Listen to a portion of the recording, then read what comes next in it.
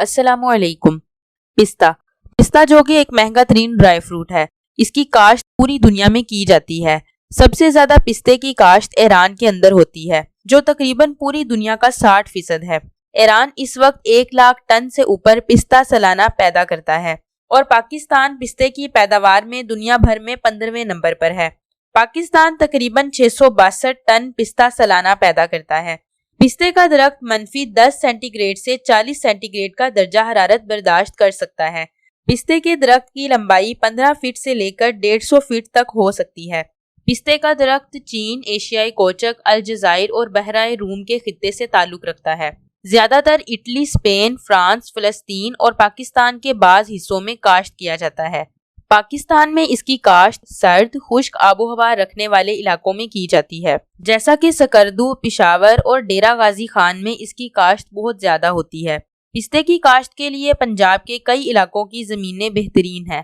پستہ دراصل معتدل چکنی زمینوں پر اگایا جا سکتا ہے۔ اچھی خشک اور گہری زمین اس کی پیداوار کے لیے موزوں ہے۔ پستے کا درخت ریتلے علاقوں میں بھی ہو جاتا ہے، مگر پیداوار زیادہ اچھی نہیں ہوتی۔ خشک موسم میں یہ زیادہ بڑھتا ہے اور پھل دیتا ہے۔ خشک موسم پھل کی پیداوار کے لیے بہت زیادہ ضروری ہے۔ پستے کے درختوں کی افزائش بذریعہ بیج کی جاتی ہے۔ درخت لگانے کے لیے بیج کو 12 گھنٹوں کے لیے پانی میں بھگویا جاتا ہے۔ اس میں صرف وہی بیج استعمال ہوں گے جو تازہ ہوں گے۔ روسٹ کیے ہوئے بیج سے کبھی بھی درخت نہیں پیدا ہوتا۔ پنجاب کے جن علاقوں میں امرود کی کاشت ہو رہی ہے، انہی علاقوں میں پستے کا درخت بھی کامیاب طریقے سے لگایا جا سکتا ہے۔ پوری دنیا کا تقریباً 70% پستہ امریکہ کے اندر چلا جاتا ہے۔ یہی وجہ ہے کہ باقی ممالک کے اندر پستے کا ریٹ بہت زیادہ ہائی ہے۔